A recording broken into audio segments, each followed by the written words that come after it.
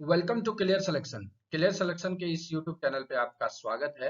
RPF RPSF sub inspector previous year question paper का series चल रहा है। हम लोगों ने 2 शिफ्ट के क्वेश्चन पेपर को कर रखा है। उसका प्लेलिस्ट में जाकर के आप वीडियो सेक्शन में चेक कर सकते हैं। साथ ही साथ आप आज हम लोग अब तीसरे जो पेपर है 24/12/2018 को हुआ फर्स्ट शिफ्ट में एग्जाम, उसमें इतिहास के कौन कौन से सवाल पूछे गए।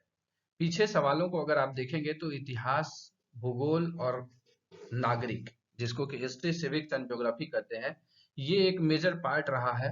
साथ ही साथ स्पोर्ट्स का पार्ट रहा है, बुक्स का पार्ट रहा है, और ये सारे 5-6 पार्ट हैं जिसको कि आप आसानी से कर लेंगे तो आपको 10-15 सवाल से ज्यादा मिल जाएगा, मतलब 50% सवाल आपको एग्जाम में मिल जाएंगे। अभी तक का जो ट्रेंड दिख रहा है प्रीवियस ईयर क्वेश्चन पेपर में, आज भी देखिए हिस्ट्री के 10 से ज्यादा सवाल पूछे गए हैं और उसको हम लोग चर्चा करेंगे। आशा करते हैं कि इस सीरीज से आपकी तैयारी में कहीं ना कहीं योगदान हो रहा होगा, और अगर हमारा यह मेहनत अच्छा लग रहा है तो आप इस वीडियो को लाइक करके मोटिवेशन बढ़ाइएगा और इसको ज्यादा से ज्यादा शेयर करिएगा ताकि ज्यादा से ज्यादा लोगों के सिलेक्शन में मेरा थोड़ा बहुत योगदान रह पाए। तो चलिए शुरू करते हैं। हिस्ट्री के कौन कौन से सवाल पूछे गए 24 दिसंबर 2018 को जो पेपर हुआ था आरपीएफ सब इंस्पेक्टर का। पहला सवाल पूछा, किसान सभा आंदोलन किस राज्य में प्रारंभ हुआ। किसान सभा आंदोलन किस राज्य में प्रारंभ हुआ? गुजरात, नई दिल्ली, कर्नाटक या बिहार? सही उत्तर है दोस्तों बिहार में। इसकी व्याख्या देखें तो यहाँ से आपको सवाल पूछे जा सकते हैं। बिहार में किसान सभा आंदोलन की शुरुआत किसने की? स्वामी सहजानंद सरस्वती ने। तो आपको पहला सवाल यही पूछेगा, किसान सभा आंदोलन की शुरुआत किसने की? तो स्वामी सहजानंद सरस्वती। गठन कब हुआ इसका? 1929 में गठन हुआ। इसका उद्देश्य किसानों को क्या करना था? संगठित करना था। यहाँ से भारत में किसानों के आंदोलनों का जन्म हुआ और 11 अप्रैल 1936 को भारतीय राष्ट्रीय कांग्रेस के लखनऊ अधिवेशन में अखिल भारतीय किसान सभा के गठन के साथ उस समय के सभी किसान संगठन इसमें समाहित हो गए। सहजानंद सरस्वती इसके पहले अध्यक्ष निर्वाचित हुए।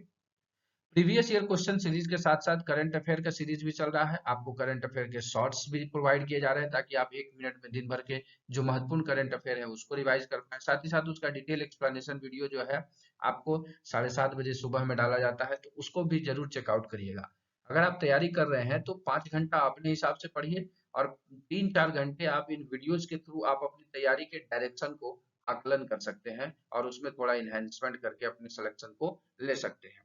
आजकल वो बुकिश पढ़ाई नहीं रह गई है जिससे कि आप एग्जाम पास कर जाएंगे। आपको एक मल्टी डायमेंशनल अप्रोच लेकर के चलना पड़ेगा। दूसरा सवाल पूछा गया, नील दर्पण पुस्तक किसने लिखी? पिछले भी सीरीज में ये सवाल पूछा गया था, हम पीछे भी इसको चर्चा कर चुके हैं, आज फिर चर्चा करेंगे। तो नील दर्पण किसने लिखा? तो दीनबंधु मित्र ने जो है नील दर्पण पुस्तक लिखी। नील दर्पण पुस्तक, नील दर्पण नाटक दोनों एक ही चीज है। व्याख्या में देखें तो बांग्ला नाटककार दीनबंधु मित्र का 1860 में प्रकाशित नाटक नील दर्पण एक नाट्य कृति है।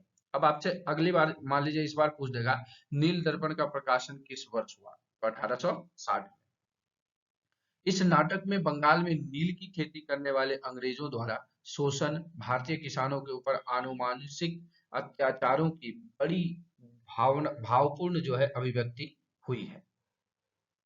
यह मूलतः बांग्ला में लिखा गया और इसे इंडिगो प्लांटर्स मिरर के नाम से भी जाना जाता है। साथ ही साथ इसका अंग्रेजी अनुवाद किसने किया? माइकल मधुसूदन दत्ता ने। तो ये भी एक सवाल बनता है कि नील दर्पण पुस्तक का अंग्रेजी में जो है अनुवाद किसने किया?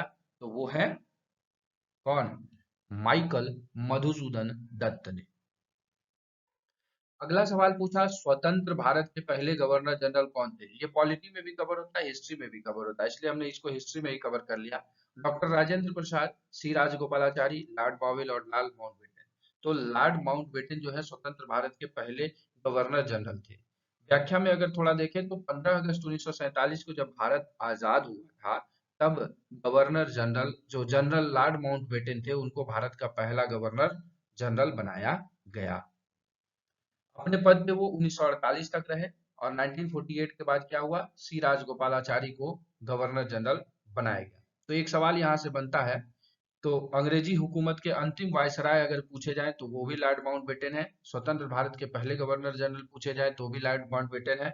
और अगर स्वतंत्र भारत के पहले भारतीय गवर्नर जनरल पूछ ले तो सी राजगोपालाचारी उसका उत्तर हो जाएगा। तो आप देखिए किस तरह से मल्टी डायमेंशनल अप्रोच के साथ हमने आपकी इस वीडियो को बनाया है, ताकि आप एक सवाल को देख करके उससे बनने वाले अनुषांगिक सारे सवालों को, मतलब मिलते जुलते सारे सवालों को आप हल कर पाएंगे।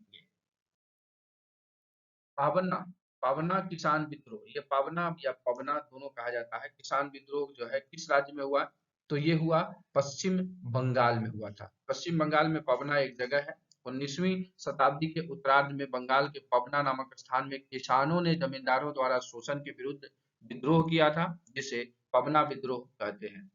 इसका नेतृत्व किसने किया था, आगे ये पूछा जा सकता है। सुरेंद्र नाथ बनर्जी, आनंद बोस, आनंद मोहन बोस या आनंद बोस, जो भी कहिए, द्वारकानाथ गांगुली आदि ने इसका क्या किया था, नेतृत्व किया था। पवना जो था राजशाही राज की जमींदारी के अंदर था, और यह वर्धमान राज के बाद सबसे बड़ी जमींदारी थी। मतलब उस समय जमींदारी प्रथा थी तो वर्धमान सबसे ज्यादा बड़ा था, उसके बाद जो है पवना दूसरे नंबर पे आता था, जहाँ की जमींदारी प्रथा का सबसे ज्यादा उपयोग था। तो ये हो गया आपको पवना किसान विद्रोह। अगला सवाल पूछा, अलमुक्त माल्यदा पुस्तक किसने लिखी? तो पुलकेशिन, कृष्णदेव राय, अमोघवर्ष या हर्ष? तो कृष्णदेव राय ने जो है यह पुस्तक लिखी। थोड़ा व्याख्या देखें तो अलमुक्त माल्यद तेलुगु भाषा में लिखी गई थी। कृष्णदेव राय ने संस्कृत में जम्बावती कल्याणम भी लिखा था। गंगा देवी ने मधुर विजयम कविता लिखी। और अल्लासानी बेदाना कृष्णदेव राय ने, कृष्णदेव राय के एक प्रमुख दरबारी कवि थे। ये विजयनगर के सर्वाधिक कीर्तिमान सम्राट भी थे, कौन? कृष्णदेव राय। और वे स्वयं कवि और कवियों के संरक्षक भी थे। तो कुछ ऐसे फैक्ट्स एंड फिगर्स आपको हमने शेयर किया यहाँ, जिससे कि आगे सवाल बन सकते हैं। इनकी भारत के प्राचीन इतिहास पर आधारित पुस्तक वंशचरितावली तेलुगु के साथ साथ संस्कृत में भी मिलती है। तो आपको अगला सवाल ये पूछेगा, who is the writer of Vanshcharitavali? तो क्या है, ये भी कृष्णदेव राय ही उत्तर हो जाएगा। चलते हैं अगले सवाल पे। अगला सवाल पूछा, चिकित्सा विज्ञान के जनक किसको कहा जाता है? तो ये हिप्पोक्रेटस को कहा जाता है। व्याख्या देख लें तो यह एक प्राचीन यूनानी चिकित्सक हिप्पोक्रेटस, जो ग्रीस के शास्त्रीय काल के दौरान रहते थे, और माना जाता है कि इन्होंने मानव रोगों पर सबसे प्रथम ग्रंथ की भी रचना की थी। अगला सवाल, रेड फोर्ट अन्य किस नाम से जाना जाता है? तो इंग्लिश को हिंदी कर दीजिए, ये सिंपल सा सवाल है। तो रेड फोर्ट को लाल किला के नाम से जाना जाता है। लाल किला से संबंधित कुछ ऐसे भी सवाल आपको पूछे जा सकते हैं कि लाल किला या रेड फोर्ट दिल्ली के ऐतिहासिक किलेबंद पुरानी दिल्ली के इलाके में स्थित लाल बलुआ पत्थर से निर्मित है। तो रेड फोर्ट, लाल किला किस पत्थर से है? लाल बलुआ पत्थर से निर्मित है। दीवारों के लाल रंग के कारण इसका नाम लाल किला या रेड फोर्ट पड़ा। ऐतिहासिक किले को क्या किया गया? वर्ष 2007 में यूनेस्को द्वारा एक विश्व धरोहर स्थल चयनित किया गया। अगला दिया, गतका एक मार्शल आर्ट है, यह किस राज्य से संबंधित है? गतका, तो ये जो है गतका पंजाब से संबंधित है। इसके बारे में थोड़ा जाने तो यह एक सिखों की पारंपरिक युद्धक कला है, और धार्मिक उत्सवों में इस कला का शस्त्र संचालन के रूप में प्रदर्शन किया जाता है। पंजाब सरकार ने इसे एक खेल की भी मान्यता दे दी गई है। जब से खेल की मान्यता दे दी गई तो इसमें लकड़ी, तलवार की जगह लकड़ी व ढाल का प्रयोग किया जाता है। ढाल का प्रयोग किया जाता है। तो ये था गतका से संबंधित। नहीं तो लकड़ी की जगह जो है गतका में क्या प्रयोग किया जाता था? वो प्रयोग किया जाता था तलवार का। अगला सवाल पूछा, 1988 में भारतीय राष्ट्रीय कांग्रेस के चौथे अध्यक्ष कौन बने? बिहारी घोष, मोतीलाल नेहरू, जॉर्ज यूल या राजेंद्र प्रसाद? तो जॉर्ज यूल बने थे, और ये जॉर्ज यूल जो है 1988 में भारतीय राष्ट्रीय कांग्रेस के चौथे अध्यक्ष बने। अगला सवाल पूछा, जमींदार सभा की स्थापना कब हुई? 1728, 1838, 1623 या 1990? तो 1838 में जमींदार सभा की स्थापना हुई। व्याख्या देख ले तो इंग्लिश में इसको लैंड होल्डर सोसाइटी को जमींदारी एसोसिएशन के नाम से भी जाना जाता है, जिसे आधुनिक भारत का पहला राजनीतिक संघ भी माना जाता है, पॉलिटिकल एसोसिएशन। इसकी स्थापना जमींदारों के हितों की रक्षा करने के लिए की गई थी। यह भूमि धारकों के मुद्दों को उठाने वाला एकमात्र कानूनी संगठन था। तो ये कुछ महत्वपूर्ण सवाल जो प्रीवियस ईयर क्वेश्चन पेपर में पूछे गए इतिहास से संबंधित, उसको आज के वीडियो में हमने चर्चा किया। अब जो ये स्थापना हुई, जमींदार सभा की स्थापना किसने की? 1838 में द्वारका नाथ टैगोर ने की। तो आपसे सवाल अगली बार पूछ लेगा, हु इज द, कहते किसने जमींदार सभा की स्थापना की है? तो 1838 में द्वारका नाथ टैगोर ने की। चलिए, आशा करते हैं कि आपके लिए यह वीडियो लाभदायक सिद्ध हो रहा है। अगर ये सीरीज लाभदायक सिद्ध हो रहा है तो लाइक करके मोटिवेशन बढ़ाइएगा। चैनल पे पहली बार आए हैं तो सब्सक्राइब करके बेल आइकन को प्रेस कर दीजिएगा, ताकि मेरे द्वारा बनाए गए वीडियोस के सीरीज आपके पास सबसे पहले पहुंचे।